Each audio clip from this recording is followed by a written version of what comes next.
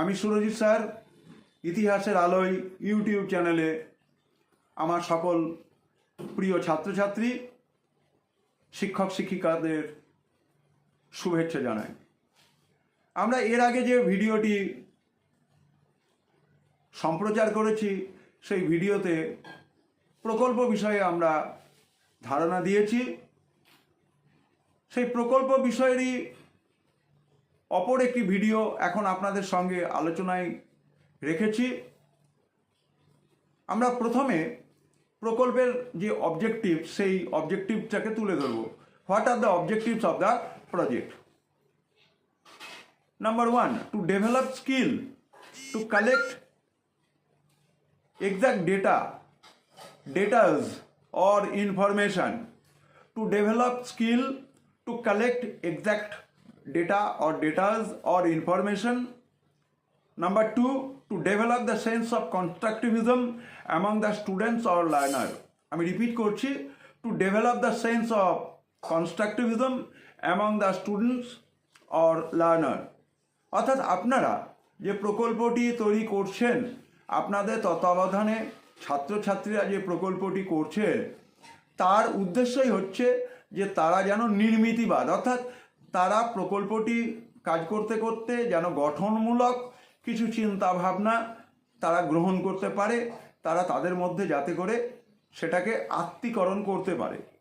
Two inculcate the spirit of enquiry and research among students, to know how to prepare two diary, to develop the sense of preparation of field visit report, to develop the sense of teamwork, know how to use eco-friendly material during project work. আমরা এখন বিশ্ব উষ্ণায়নের যুগে বাস করছি, সেক্ষেত্রে আমরা এমন কোনো সাবস্ট্যান্স, এমন কোনো ইনগ্রেডিয়েন্ট ব্যবহার করব না যেটি পরিবেশের পক্ষে ক্ষতিকারক। সুতরাং আমাদেরকে ইকো ফ্রেন্ডলি মেটেরিয়াল ব্যবহারে যথেষ্ট সজাগ থাকতে হবে। আমরা যারা শিক্ষকতা পেশায় বিদ্যালয়গুলিতে যুক্ত রয়েছি, ছাত্রছাত্রীদেরকে আগামী দিনে আমরা পথ নির্দেশ করি। আজকে যারা ইতিহাস পড়ছে, যে সমস্ত ছাত্রছাত্রীরা ইতিহাস পড়ছেন, তারা আগামী দিনে এই বিষয়ের উপরে হয়তো স্নাতক করবেন, স্নাতকোত্তর করবেন এবং পরবর্তীকালে হয়তো গবেষণা কাজে নিযুক্ত হবেন।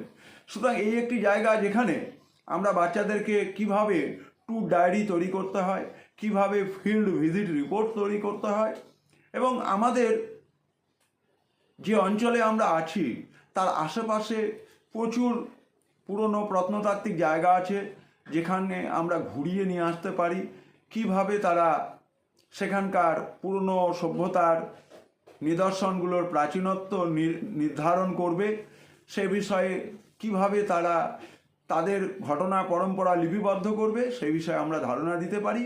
এবং ইতিহাস যেন আমাদের শ্রেণীকক্ষের চার দেওয়ালের মধ্যে আবদ্ধ না থাকে, ছাত্রছাত্রীরা যেন মনের আনন্দে, ইতিহাস মানেই তাদেরই কোনো জীবনের গুরুত্বপূর্ণ ঘটে যাওয়া ঘটনা বা ঘটছে এরকম ঘটনা, তার ইতিহাস তারা লিখছে, সেই ইতিহাস তারা নির্মাণ করছে, এই ধারণাটি নিয়ে যেন তারা ইতিহাস বিষয়টিকে দেখে। আমার আপনার প্রত্যেকেরই একটি কর্তব্য যে আজকে যে শিশু তার ইতিহাস পড়তে ভালো লাগে না, তাকে সহজভাবে গল্পের মধ্য দিয়ে আমাদের সংগ্রহে থাকা বিভিন্ন ধরনের পুরনো নিউজ ক্লিপিংস বা পেপার কাটিং দেখিয়ে, বা কাছাকাছি যে সমস্ত ইতিহাস প্রসিদ্ধ জায়গাগুলো আছে সেগুলোকে তাদেরকে দেখালে তাদের মধ্যে তাদের একই সঙ্গে পরম্পরা, একই সঙ্গে তাদের ঐতিহ্য এবং একই সঙ্গে তাদের মধ্যে দেশের প্রতি গভীর ভালোবাসা, গভীর শ্রদ্ধা, ন্যাশনালিজম জেগে উঠবে। সুতরাং আমরা শিক্ষকরা তত্ত্বাবধায়ক হিসেবে তাদেরকে কোনো জায়গা ঘুরতে নিয়ে যাওয়ার সময় তাদেরকে বিষয়গুলি, ফিল্ড ভিজিট রিপোর্ট কিভাবে করতে হয়, কিভাবে ট্যুর ডায়েরি করতে হয়, কিভাবে ডেটা কালেকশন করতে হয়, ডেটাগুলোকে কিভাবে নিখুঁতভাবে বিশ্লেষণ করতে হয় সেইগুলি ধারণা আমরা ছাত্রছাত্রীদের মধ্যে একবার যদি গেঁথে দিতে পারি, আগামী দিনে এই সন্তানেরাই যখন দেশ এবং জাতির গড়বার কারিগর হবেন, তারাও যখন এই পেশাতে আসবেন, তখন তাদের হাত ধরে কিন্তু আমরা এইভাবে আমাদের আবহমান কালের যে ডিনামিক সোশ্যাল সায়েন্স ইতিহাস তার ধারণাটিকে পরিষ্কার করতে পারবো। আমরা পরবর্তী ভিডিওতে ফিরে আসছি। নজর রাখুন, প্রকল্প বিষয়ক দ্বিতীয় ভিডিওটি আপনাদের সামনে উপস্থাপনা করা হলো।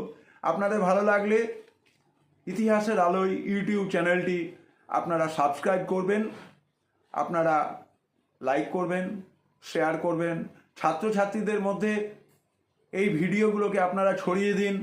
কারণ নতুন সেমিস্টার, নতুন তার আঙ্গিক শিক্ষার্থীদের কাছে যেন কোনো ভীতির কারণ না হয়। সেমিস্টার ব্যবস্থা অত্যন্ত সুন্দর একটি ব্যবস্থা, প্রচুর নম্বর উঠবার জায়গা রয়েছে এবং সবথেকে বড় কথা, একটি পাঠ শেষ হয়ে যাওয়ার পর সেই পাঠকে আবার দ্বিতীয়বার ফিরে দেখার কোনো জায়গা নেই। সুতরাং আপনারা আপনাদের ছাত্রছাত্রীদেরকে ইতিহাসের আলোয় এই ইউটিউব চ্যানেলটি সাবস্ক্রাইব করতে বলুন, শেয়ার করতে বলুন। আপনারা সবাই ভালো থাকুন, আমাদের সাথে ইতিহাসের আলোয় চ্যানেলে থাকুন।